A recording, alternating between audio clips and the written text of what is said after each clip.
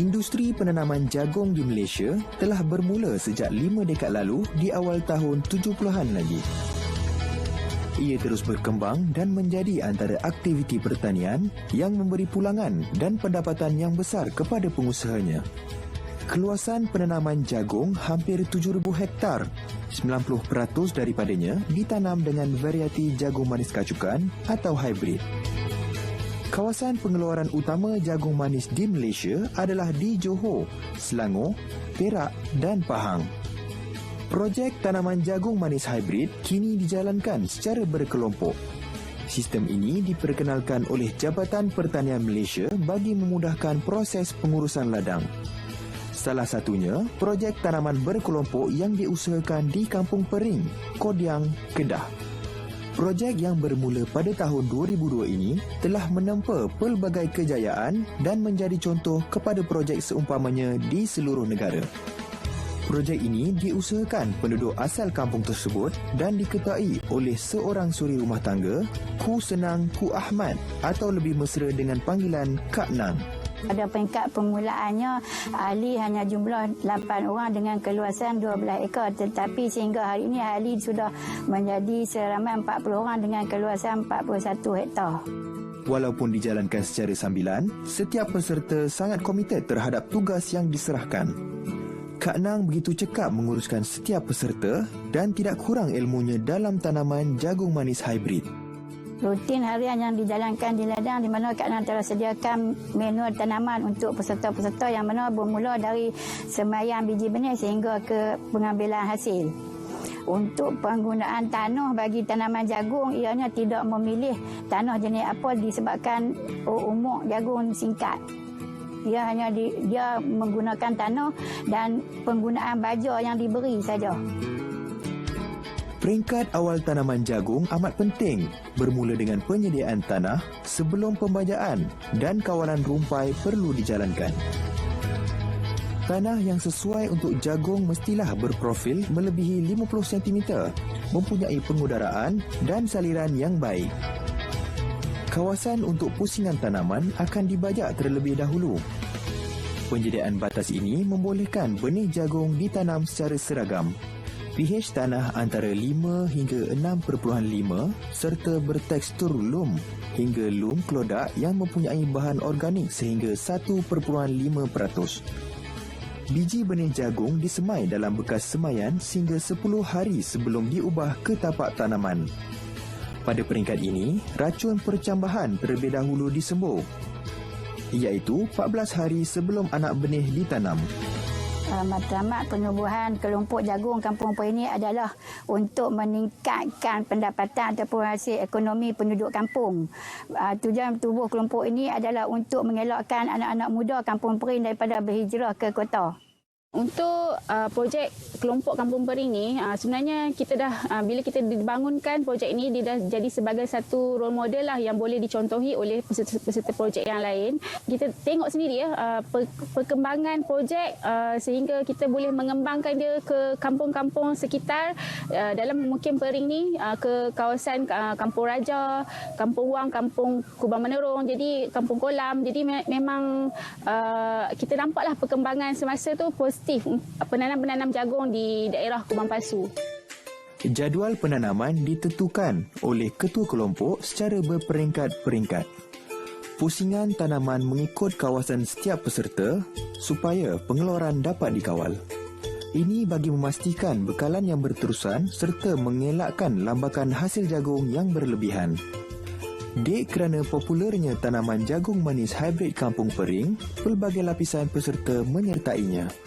Mereka terdiri daripada golongan profesional, kaki tangan kerajaan, pekerja swasta, lepasan institusi pendidikan tinggi tempatan dan juga golongan belia lepasan sekolah. Saya milih sebab usahakan tanaman jagung ni sebab dulu saya kelulusan Universiti Utara Malaysia.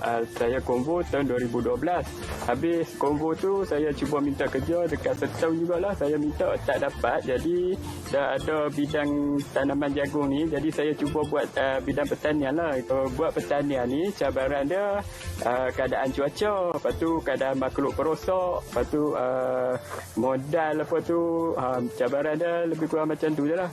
Penyertaan pelbagai lapisan usia dan status pendidikan menunjukkan projek tanaman jagung manis hybrid berkelompok dapat dijayakan oleh semua pihak. Minat terhadap bidang pertanian akan datang sendiri apabila tanaman yang diusahakan membuahkan hasil yang agak lumayan. Kemeriahan projek kelompok ini dapat dilihat ketika musim menuai apabila kebanyakan peserta bergotong royong di ladang. Jagung jenis hybrid hanya memerlukan 65 hingga 70 hari sebelum dituai. Purata hasil yang diperolehi bagi 1 hektar tanaman mencapai RM12,000. Manakala pusingan tanaman pula sebanyak 3 kali setahun. Dengan keluasan 41 hektar, pendapatan bagi setiap pusingan sememangnya tinggi. Dengan kerjasama Jabatan Pertanian dan agensi di bawah Kementerian Pertanian dan Industri Asas Tani seperti Fama, pasaran jagung Kampung Pering diperluaskan. Ia membolehkan jagung manis keluaran Kampung Pering berdaya saing di pasaran luar. Seperti ladang-ladang tanaman yang lain, kawalan perosak atau serangga secara bersepadu APB turut dijalankan di projek tanaman berkelompok ini. APB adalah langkah untuk mengurangkan serangan serangga perosak bagi mendapatkan hasil tanaman yang berkualiti. Beberapa pendekatan digunakan seperti kaedah biologi, kimia, kultura, mekanikal atau fizikal dan kaedah kuarantin. Pakar daripada Jabatan Pertanian membantu dalam aspek ini. Beberapa perangkap feromon dipasang di beberapa kawasan strategik di sekitar ladang. Permuafakatan dan pencapaian peserta-peserta tanaman jagung berkelompok Kampung Pering ini membolehkan mereka mendapat anugerah di pelbagai peringkat. Pada tahun 2005, projek ini telah dianugerahkan kawasan perkhidmatan tanaman terbaik Semenanjung Malaysia. Menjadi kepuasan bagi setiap peserta setiap kali hasil tuaian diperolehi daripada titik peluh mereka. Bantuan agensi seperti Fama dalam pemasaran hasil jagung Kampung Pering menjadi motivasi dalam meningkatkan komitmen setiap peserta. Bantuan ini turut melonjakkan perkembangan projek dan memberi impak yang besar terhadap sosioekonomi peserta. Peserta bukan sahaja mendapat pendapatan yang lumayan, malah turut membantu melonjakkan Kampung Pering sebagai sebuah kampung lestari yang berdaya saing serta mampan di mana penduduknya berupaya meningkatkan ekonomi dan melahirkan peluang pekerjaan terutama kepada generasi muda. Suatu contoh yang harus dibanggakan.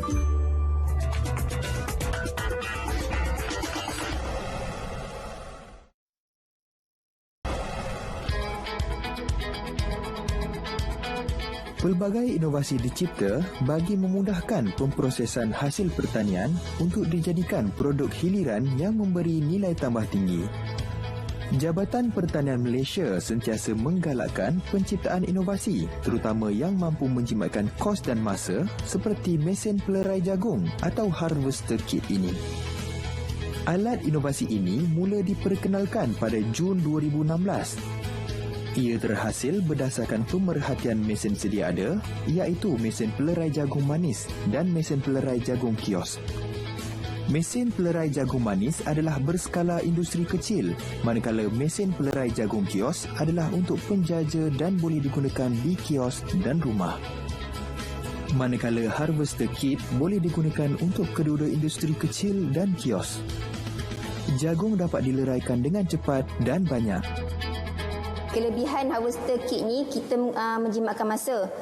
Penggunaan harvester kit ni hanya memakan masa 5 saat untuk setiap tongkol berbanding dengan mesin konvensional yang biasa 15 saat untuk setiap tongkol sehingga relai. Dan kalau kita guna untuk zaman dahulu, kita guna sudu ataupun pisau, mengambil masa 2 hingga 3 minit setiap tongkol. Buah jagung sebelum ini dilerai dengan kaedah yang kurang efisien seperti menggunakan tangan, sudu, pisau dan mesin. Daripada itu, timbulnya idea untuk mencipta mesin pelerai jagung.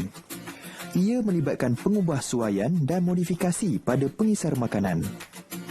Mata pengisar makanan sedia ada hanya sesuai digunakan untuk mengisar dan menghancurkan bahan-bahan makanan yang dimasukkan ke dalamnya. Leraian jagung yang keluar daripada alat harvester kit ini akan melalui ruangan terbuka dan terus jatuh ke dalam bekas yang disediakan di bawah mesin pelerai. Alat ini diperbuat daripada stainless steel iaitu keluli tahan karat yang dapat menjamin kebersihan jagung yang dikisar. Mata pemotongnya dipilih daripada yang bersaiz 30 mm. Ia berdasarkan saiz optima bagi setongkol jagung dewasa. Dari aspek kebersihan, alat ni lepas je kita harvest jagung, kita boleh lerai secara terus, dan mata pengisar tu kita boleh buka dan basuh setelah digunakan. Perbandingan alat pelerai jagung ini memang amat ketara berbanding peleraian jagung melalui kaedah konvensional atau manual. Sudah tentunya dengan menggunakan alat pelerai jagung harvester kit ini, jagung yang dihasilkan lebih segar berbanding alat dan mesin pelerai jagung konvensional yang lain. Ini jelas apabila jagung dikukus, rasanya akan lebih manis kerana menggunakan jagung yang baru dituai. Teknik mengukus juga sama seperti kaedah lain, cuma ia lebih menjimatkan masa. Ini kerana jagung segar lebih lembut berbanding jagung yang telah disejuk buku. Jagung dalam cawan atau corn in a cup sememangnya begitu popular dalam kalangan penggemarnya. Ramai pengusaha yang dapat menggunakan pendekatan ini dan boleh didapati di pasaraya-pasaraya maupun di gerai-gerai di tepi jalan. Dengan menambah pelbagai perisa, jagung lerai akan terus mendapat permintaan tinggi dalam kalangan penggemarnya. Ternyata, inovasi Jabatan Pertanian menjadi satu alternatif yang lebih kos efektif kepada pengusaha jagung untuk membekalkan jagung lerai kepada pelanggan.